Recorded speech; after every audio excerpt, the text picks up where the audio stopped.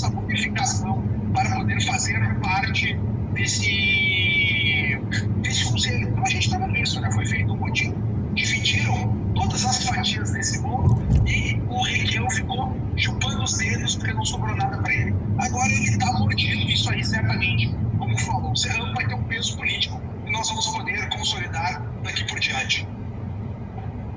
Serrão quer complementar, apenas um adendo, né? Você quando faz alianças políticas sem compreender o passado, sempre fica muito complicado. Roberto Requião sempre foi um inimigo fidagal ou figadal da cúpula do PT no Paraná, Paulo Bernardo e Gleisi Hoffmann. Então, era de se esperar que ele não seria premiado com grande coisa nesse governo, porque a turma continua mandando. Gleisi está mandando muito e o ex-marido dela também, nos bastidores, faz parte daquele 38º ministério que eu falo, o Ministério dos Invisíveis. Também dá muita ordem e não gosta do Requião.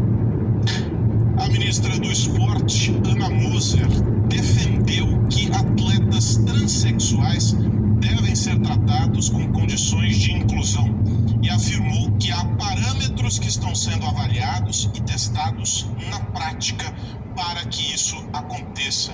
A declaração foi feita por ela em uma entrevista concedida ao site Poder 360.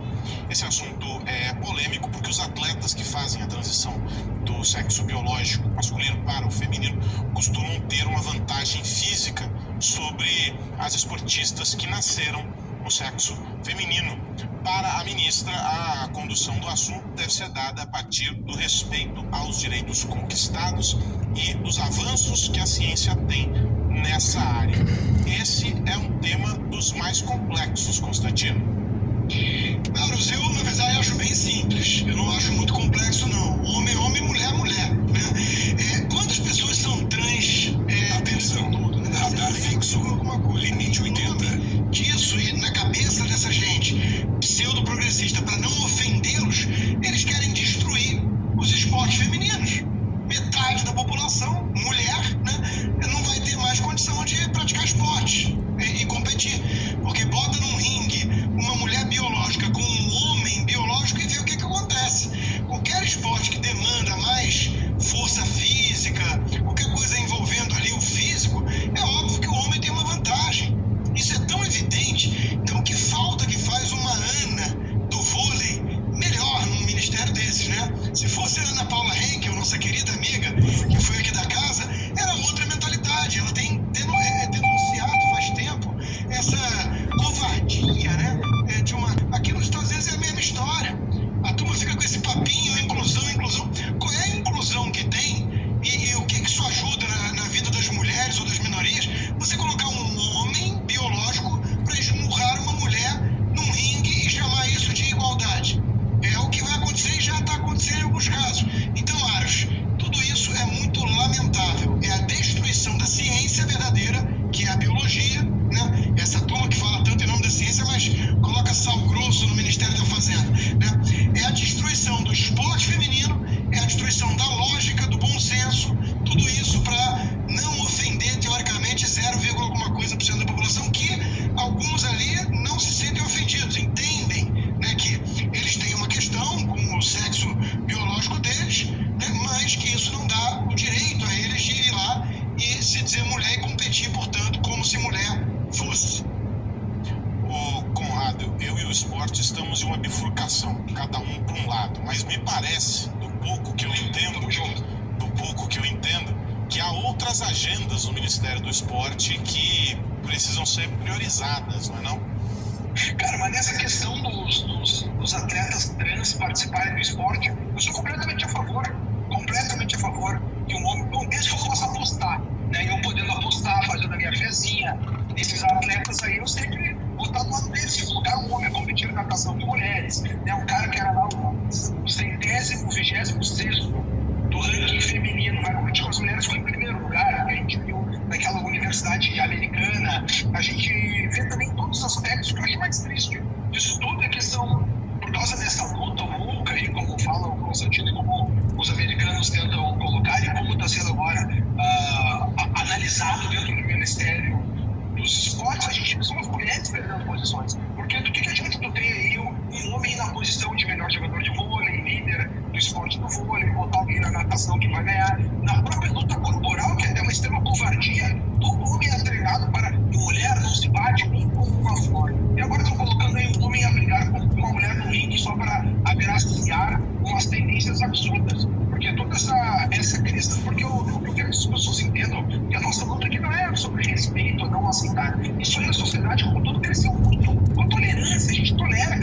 mais, e as pessoas são cada vez mais inclinadas a participar na sociedade de maneira bastante clara e de maneira bastante efetiva. O problema que a gente tem com isso tudo é que a gente vai para um nível Atenção, que não é realidade. radar fixo, limite 60. Biologicamente, homens e mulheres, né? Esquecidos do X.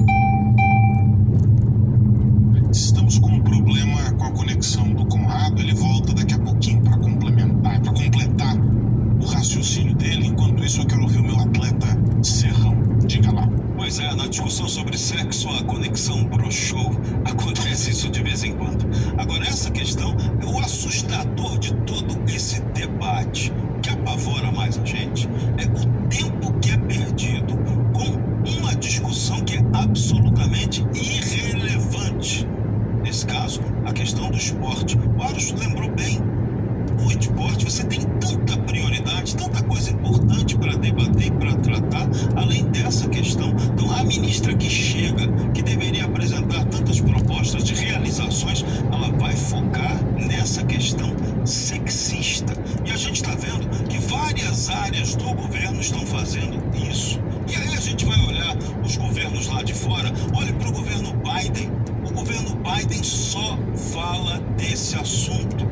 Isso é impressionante. Então veja qual é a importância de ficar discutindo, de fazer essa guerra de sexo, que não existe, porque sexo, é bem lembrado, é o homem e a mulher. O resto é questão ideológica, é gênero, é briga de gênero. Então isso não deveria estar sendo a ponta da pauta de discussão. É lamentável que isso aconteça. Nós temos que lamentar esse acontecimento e entender, né? Entender que essa discussão tem que acontecer, porque não dá. Você tem que tratar a coisa do ponto de vista científico. O homem e a mulher, eles têm uma capacidade diferente para lidar com a questão do esporte de alto rendimento. Você não tem como igualá-los. Está claro que não tem como igualar. Então, quando você chega e coloca um homem trans para competir com as mulheres, lógico que esse trans vai levar a vantagem. Agora, pode ocorrer o contrário também. Você pode ter a trans do ponto de vista feminino, a moça que achou que quis virar homem, e ela vai entrar em desvantagem na hora da disputa com o masculino. Questão física, isso vai acontecer. Então, agora, qual é, de novo, insisto, qual é a importância desse debate? Menos 13, por favor. A gente já corrigiu a disfunção? Não vejo o Conrado na tela, então eu vou seguir para o próximo assunto, depois ele volta nesse tópico quando a gente resolver a conexão dele.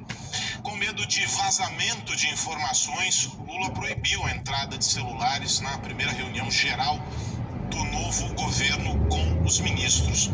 Os telefones foram recolhidos nesta sexta-feira na entrada da Sala Suprema, no segundo andar do Palácio do Planalto. O procedimento foi estendido também para quem trabalha no local. Segundo auxiliares de Lula, ele costuma pedir que os aparelhos fiquem fora dos ambientes de encontro.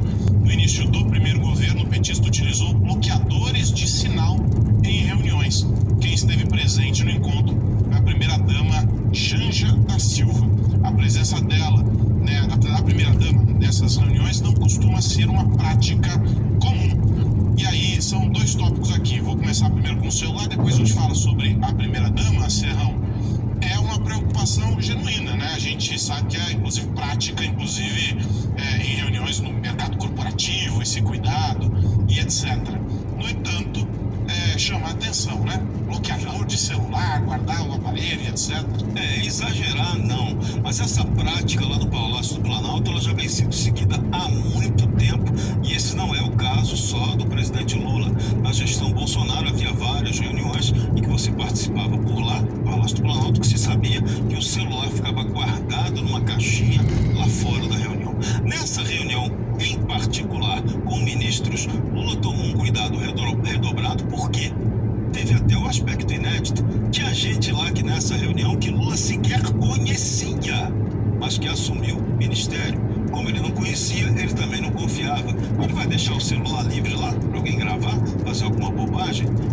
Agiu corretamente para não correr risco desnecessário de vazamento do que ele falasse. Só que ele não falou nada assim de extraordinário que fosse impublicável. Ele fez um discurso muito conservador, muito cauteloso para os seus ministros, chamando a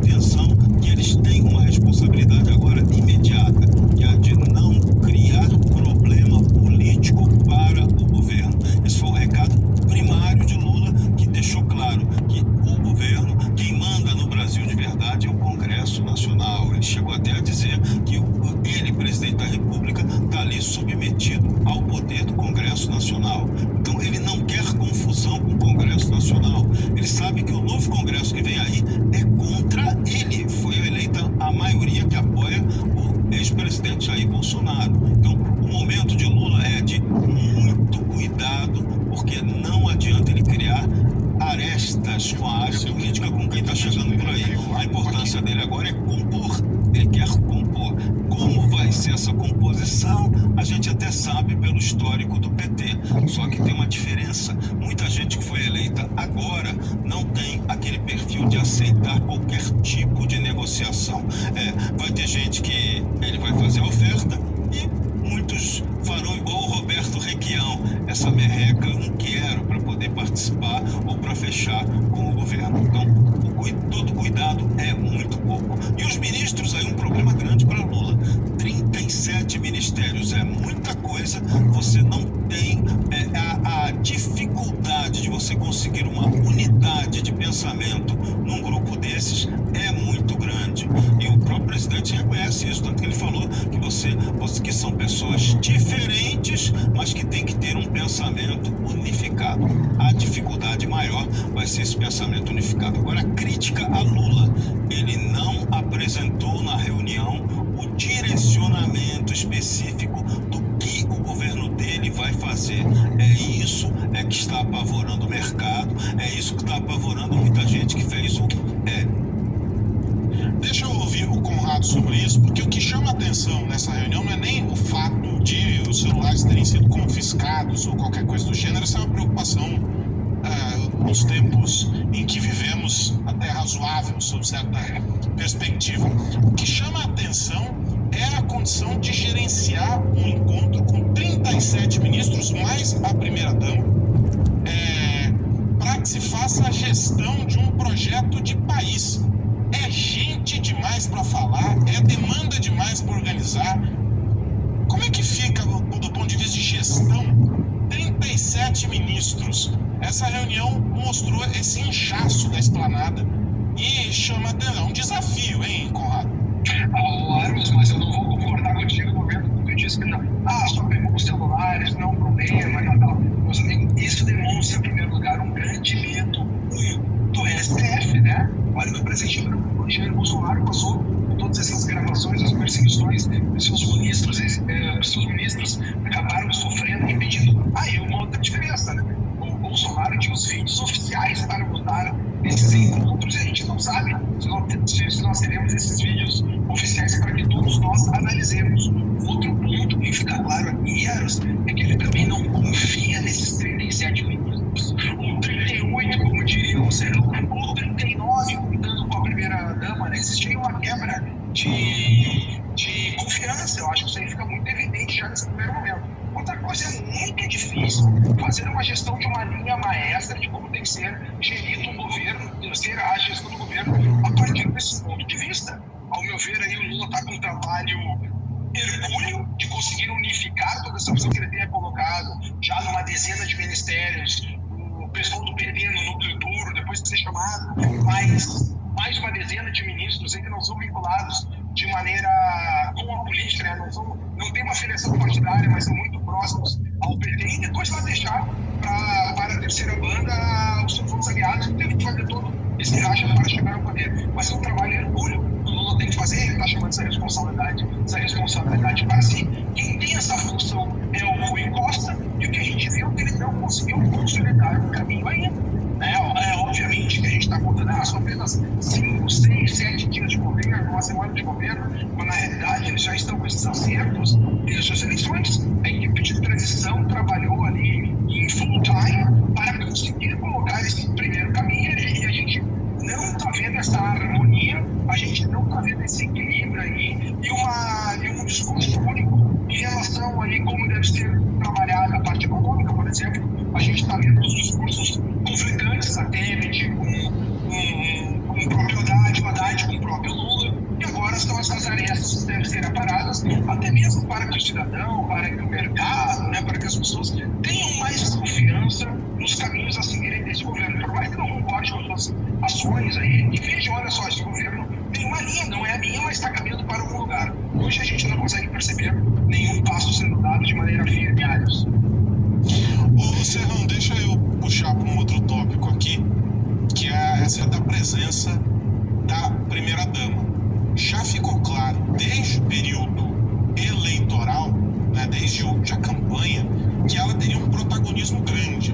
No domingo, na posse, a gente assistiu a isso também, não só por ocasião da organização, mas durante o evento que se seguiu às cerimônias e etc.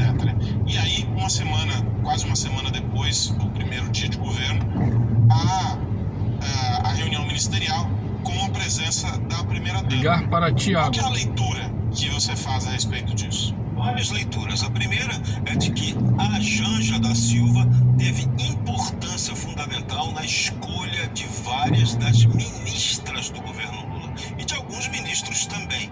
Várias indicações passaram por ela, pelo filtro da Janja, até Ligar para Tiago. A decisão final sobre quem iria para aquele cargo ou não. Isso é um ponto importante. O segundo ponto é que Lula quer ter a Janja ali como uma conselheira muito próxima dele, de verdade, a esposa. Melhor conselheira que essa, não pode ter. E ela tem visão política, ela é militante. Ligar para Tiago. Ela milita no PT desde os 16 anos de idade. Ela tem vivência político-partidária, ela está participando disso. Querendo criticar que a Janja vai ter interferência no governo, isso é uma bobagem total. Se ela tem capacidade para exercer essa liderança política, ou acha que tem a capacidade, é legítimo que ela possa cumprir esse papel ao lado do marido dela. Nada demais em relação a isso. Só é preciso tomar cuidado que quando a primeira-dama assume o papel de se colocar muito publicamente como alguém que tem força no governo, ela pode levar a pancada política. E aí a pancada política na Janja não é nela, vai ser no Lula. Vai doer muito mais do presidente Lula. Então, talvez fosse mais interessante poupar a esposa, deixando que ela atue mais de maneira invisível, como estão atuando de maneira invisível José Dirceu, Paulo Renato,